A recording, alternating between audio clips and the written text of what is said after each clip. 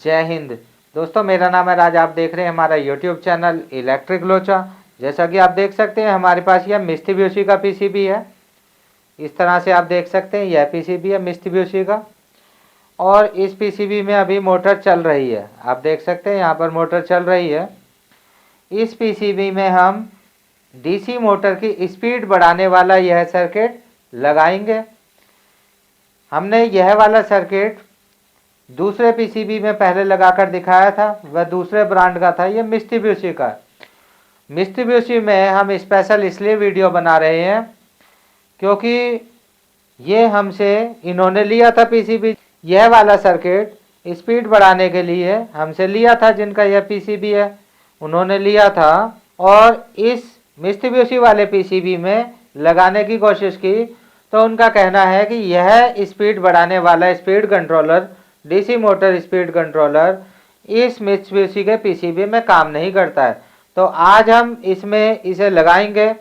पहले भी एक कस्टमर का फ़ोन आया था, उन्होंने भी ऐसा बोला था कि यह मित्सुबिशी वाले में नहीं चल रहा है। तो आज हम आपको बताएंगे कि अगर नहीं चलता है, 1% अगर ऐसा चांस होता है तो वो क्या हो सकता है और आप उस प्रॉब्लम को कैसे फिक्स कर सकते हैं। तो शुरू हो जाते हैं। अभी आप जैसा कि देख पा रहे हैं मोटर इसमें चल रही है। हम आपको इसमें वोल्टेज चेक कराते हैं। सबसे पहले यह वाला मल्टीमीटर फ्रिक्वेंसी नहीं बताता है, कोई बात नहीं, हम वोल्टेज तो इससे देख सकते हैं। यहाँ कर देते हैं, आप देख पा रहे हैं क्लियर। और हम देखेंगे मोटर पर कितने वोल्टेज जा रहे हैं। डीसी वोल्टेज पर लगाना है। 2.9 वोल्टेज अभी साथियों इस पर जा रहे हैं। और मोटर का आप देख सकते हैं इस तरह का सिस्टम होता है। अगर हम इस पर लोड डालेंगे, ये अभी हम यहाँ लोड डाल रहे हैं, तो आप देखेंगे कि वोल्टेज इंक्रीज हो रहे हैं। तो डीसी मोटर अपने आरपीएम को मेंटेन रखती है। ये आप देखेंगे थोड़ा सा लोड डालेंगे तो यह वोल्टेज बढ़ रहे हैं। और अब हम इसमें स्पीड कंट्रोलर लगाकर दिखाते हैं आपको, और यह जानने की भी कोशिश करेंगे कि क्या प्रॉब्लम हो गई जिसकी वजह से यह नहीं चला। तो ये अभी हम हटा देते हैं। स्पीड कंट्रोलर लगाने के लिए पीसीबी को पहले बंद कर देंगे और मोटर का कनेक्टर भी निकाल देंगे। ये आप देख सकते हैं यह नेगेटिव पॉजिटिव वायर है 12 वोल्ट, और यह कपलर की 4 तार हैं। अब आपको फीडबैक वाला कपलर पहचानना है कौन सा है। तो जैसा हम आपको बता रहे हैं उसी को याद रखना है आपने। तो आप देख सकते हैं यहाँ पर यह वाला कपलर फीडबैक का है। जब आप पहचानेंगे कि फीडबैक का कपलर कौन सा है, तो आप देख सकते हैं यह मोटर का कनेक्टर है, और यहाँ पर जो यह 1 नंबर का डॉट लगा हुआ है यह फीडबैक का कपलर है। तो 1 और 2 नंबर पिन मोटर के कनेक्टर की तरफ होनी चाहिए। तो आप समझ जाइए कि यही फीडबैक का कपलर है। तो इसे हम सबसे पहले निकाल देते हैं। तो आप देख सकते हैं हम इसको निकाल देंगे जल्दी से।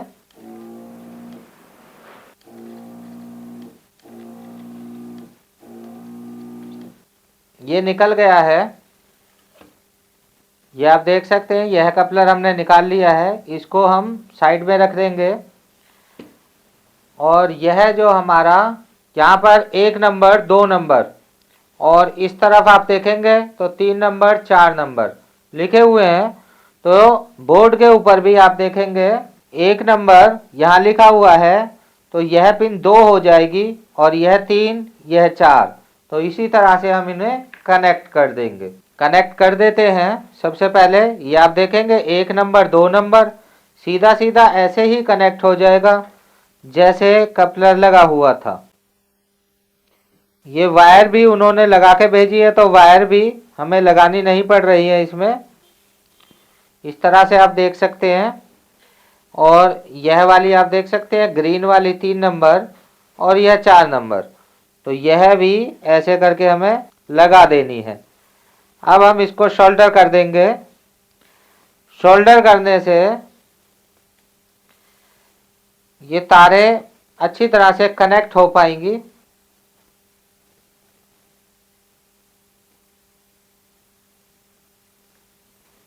ऐसे हम इन्हें सोल्डर कर देते हैं।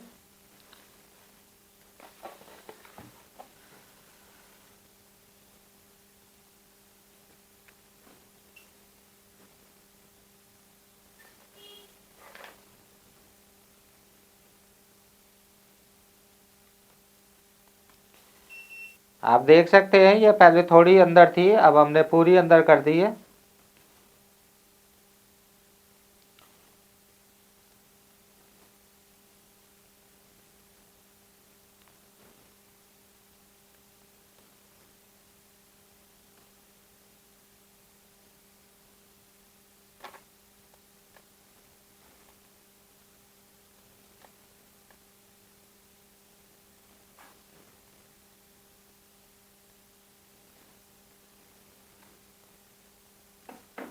देख सकते हैं ये कनेक्ट हो चुकी है।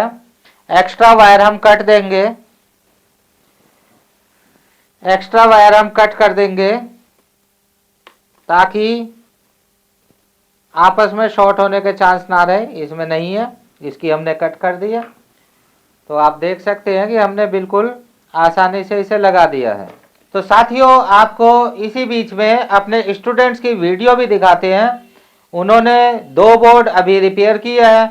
एक वीडियो हम इसी वीडियो के बीच में आपको दिखा देते हैं कि उन्होंने कैसे कैसे प्रॉब्लम को फाइंड किया है, और दूसरी वीडियो हम नेक्स्ट वीडियो में बता देंगे, थोड़ी सी ऐसे ही छोटी सी, हमारे स्टूडेंट किस तरह से प्रॉब्लम को फाइंड करते हैं, कैसे पीसीबी को रिपेयर करते हैं। तो साथियों, हम अपने स्टूडेंट्स की वीडियो भी साथ में दिखा देते हैं, क्योंकि हमारे स्टूडेंट यहीं पर ही पीसीबी को रिपेयर करके जाते हैं, और जब वो रिपेयर करके दिखा देते हैं हमारी बिना किसी सपोर्ट के, तभी हमें यकीन आ पाता है कि वो वहां जाकर भी रिपेयर कर लेंगे।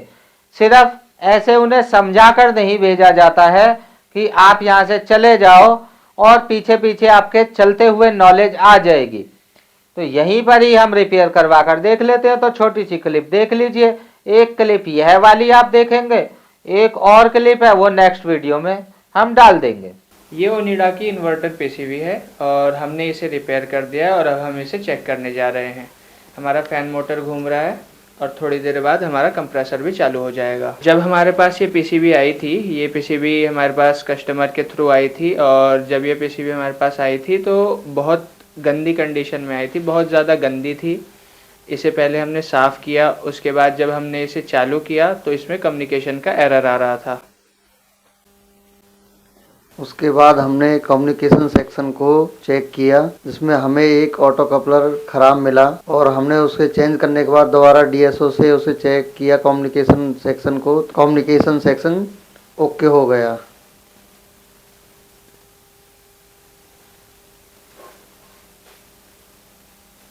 कम्युनिकेशन ओके होने के बाद इसमें F7 का एरर दे रहा था, जो फॉल्स एरर था। जब हमने चेक किया तो कंपैरेटर में प्रॉब्लम पाई गई, और एक सर्किट होती है साइनसोइडल सर्किट में प्रॉब्लम थी। तो जैसा कि आप सभी देख सकते हैं, हम अभी कंप्रेसर के लिए रुके हुए थे और कंप्रेसर हमारा चालू हो चुका है और धीरे धीरे ये अपना स्पीड पकड़ेगा।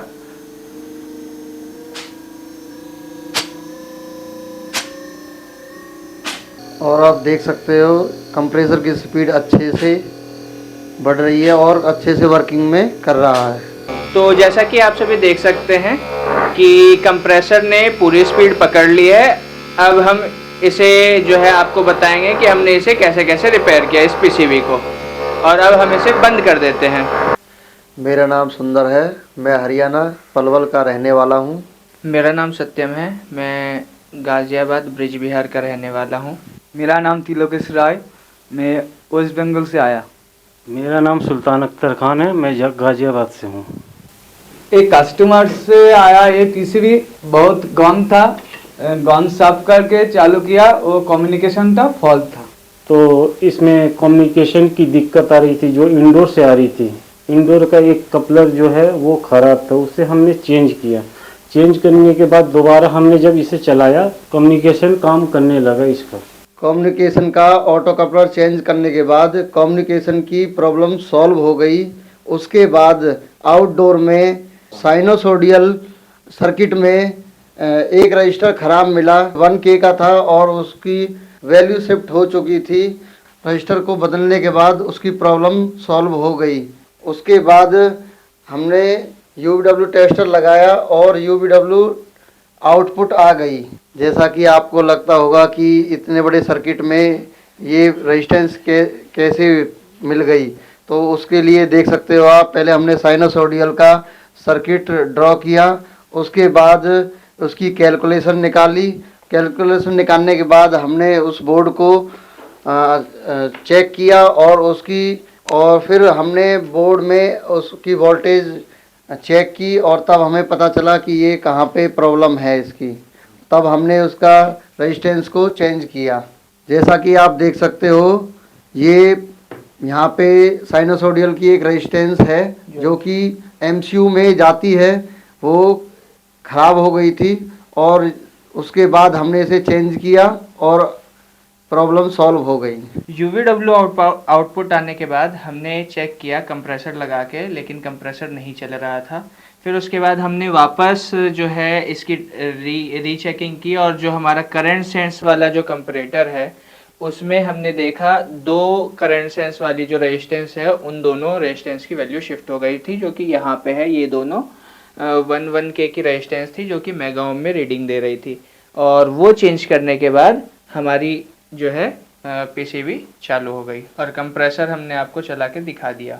आप लोग सोच रहे होंगे कि हमने ये प्रॉब्लम फाइंड कैसे की, तो जैसा कि आप लोग देख सकते हैं कि हमने इसका प्रॉपर सर्किट बनाया है और उसके बाद प्रॉपर कैलकुलेशन निकालने के बाद हम लोगों ने चेक किया कि कहाँ पे प्रॉब्लम आ रही है, कहाँ पे जो वोल्ट बननी चाहिए वहाँ पे वो बन रही है या नहीं बन रही है।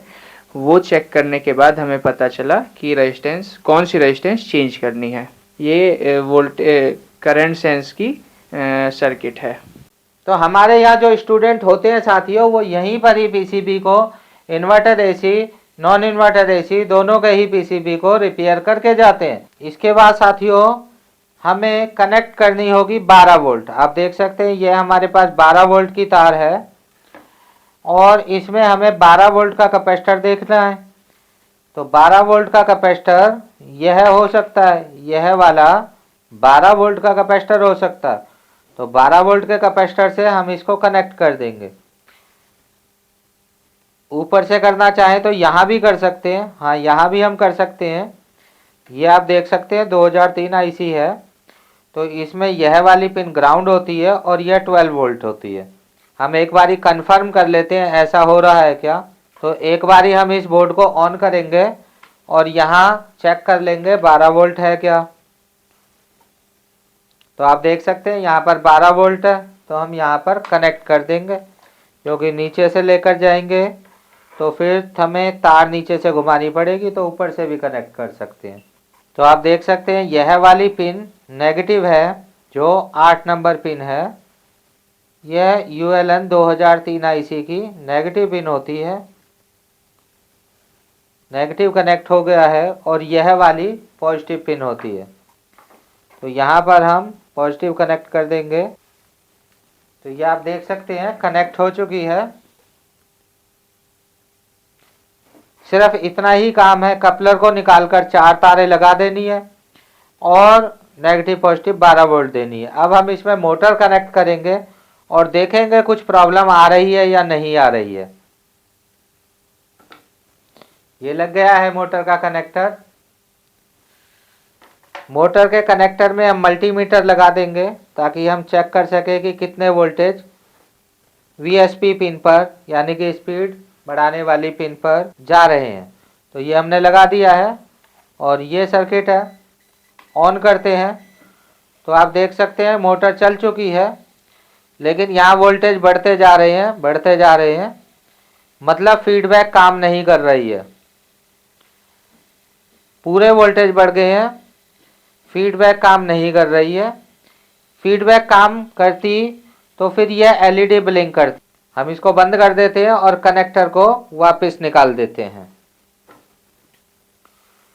तो इस केस में साथियों क्या हो सकता है, यहाँ पर आप देखेंगे तो यह वाला 1 नंबर पिन है और यह वाली 2 नंबर पिन है। यह मोटर के कनेक्टर से आ रही है।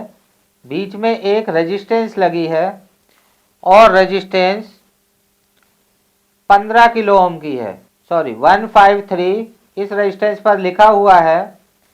तो यह रेजिस्टेंस 15 किलो ओम की है। इस रेजिस्टेंस को हम चेंज कर देंगे। इसमें जो कपलर लगा हुआ है वह कपलर कम करंट का हो सकता था जो हमने निकाला है। तो हम इस रेजिस्टेंस को चेंज करके 3K के आसपास रेजिस्टेंस लगा देंगे। कोई कैलकुलेशन की ज़रूरत नहीं है। 3K रेजिस्टेंस से आप इसको रिप्लेस कर दें। एक बारी मेजर भी कर लेते हैं। तो मल्टीमीटर यहाँ कर लेंगे थोड़ा। ये रेजिस्टेंस मोड पर आ चुका है मल्टीमीटर और हम यहाँ से इस रेजिस्टेंस को अगर मेजर करेंगे तो आप देख सकते हैं 15 किलो ओम की यह रेजिस्टेंस है। पूरे 15 किलो ओम आ रहा है। अब हम इस रेजिस्टेंस को चेंज कर देंगे 3 किलो ओम के साथ। तो ये रेजिस्टेंस है साथियों, निकल गई है। ये हमारे पास 3 किलो ओम की रेजिस्टेंस है जो हम यहाँ सिंपली शोल्डर कर देंगे। कैमरा बहुत पास होने की वजह से हम आयरन से ही कर देंगे।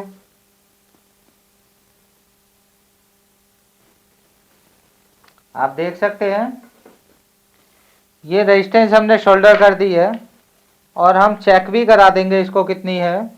हम यहाँ रेजिस्टेंस चेक करेंगे कितनी है। तो आप देख सकते हैं 3 किलो ओम की रेजिस्टेंस है, पूरे 3 किलो ओम की रेजिस्टेंस है।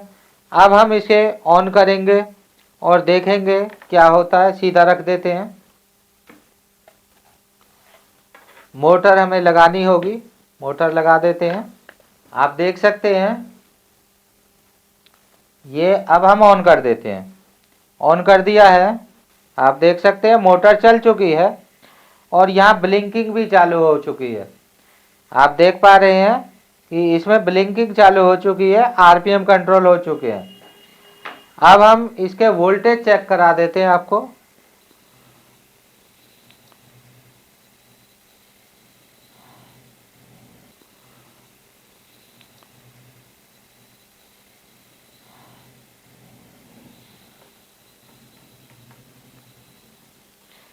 अभी आप देख सकते हैं यहाँ पर 3.9 वोल्टेज ही आ रहे हैं क्योंकि स्पीड बिल्कुल कम है।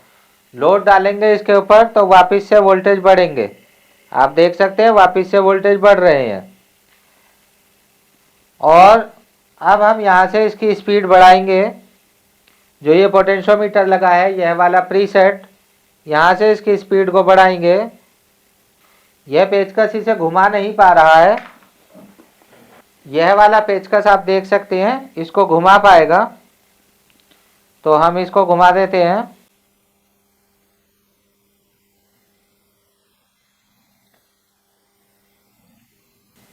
अब आप देख सकते हैं हमने इसकी फुल स्पीड बढ़ा दी है और वोल्टेज 3.5 हो चुके हैं।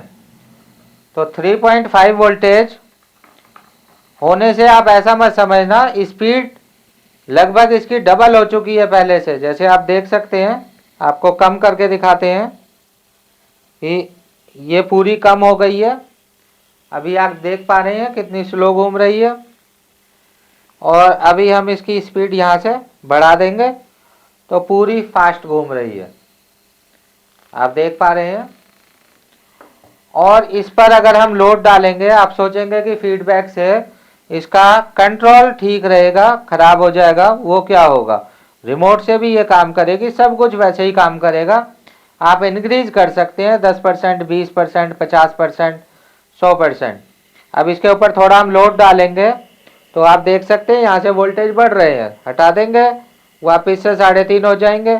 लोड डालेंगे तो वापस से वोल्टेज आप देख सकते हैं बढ़ रहे हैं। 4 वोल्ट हो गए, 4.1 हो गए, 4.2 हो गए। तो सेम वैसे ही काम करेगा सब कुछ, रिमोट काम करेगा, सब वैसे ही काम करेगा। तो साथियों आपने देखा कि छोटी सी ये प्रॉब्लम थी।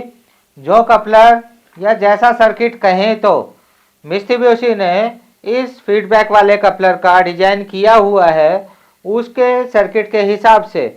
और जो सर्किट हमने इसमें ऐड किया है स्पीड कंट्रोल के लिए, इसमें जो कपलर लगा हुआ है उन दोनों कपलरों में फ़र्क है, उनकी बटन रेजिस्टेंस पे थोड़ा सा फ़र्क है। इसकी वजह से इसकी एलईडी वाली रेजिस्टेंस, एलईडी साइड की रेजिस्टेंस, फीडबैक वाली रेजिस्टेंस चेंज करनी पड़ी। तो अगर मित्सुबिशी का ऐसा पीसीबी होता है या किसी और पीसीबी में भी ऐसा हो रहा है तो आप सिंपली एक रेजिस्टेंस को चेंज कर दें। 3K रेजिस्टेंस आपको याद रख लेनी है, 3K वाली रेजिस्टेंस आप उसमें लगा दें और यह स्पीड कंट्रोल होने लग जाएगी बहुत ही सिंपल तरीके से। उम्मीद है साथियों आपको वीडियो पसंद आई होगी। अगर कभी आपके पास ऐसा केस आएगा डीसी मोटर की स्पीड कम है और बढ़ानी है तो आप हमसे यह वाला सर्किट लेकर लगा दीजिएगा। रेजिस्टेंस की चेंजिंग वगैरह कैसे करनी होती है इस बारे में हम वीडियो में कभी कभी बताते भी हैं और ज़रूरत पड़ेगी तब बताते भी रहेंगे। जो हमारे पास ट्रेनिंग लेने आते हैं उनको तो हम सारी ही कैलकुलेशन बताते ही हैं।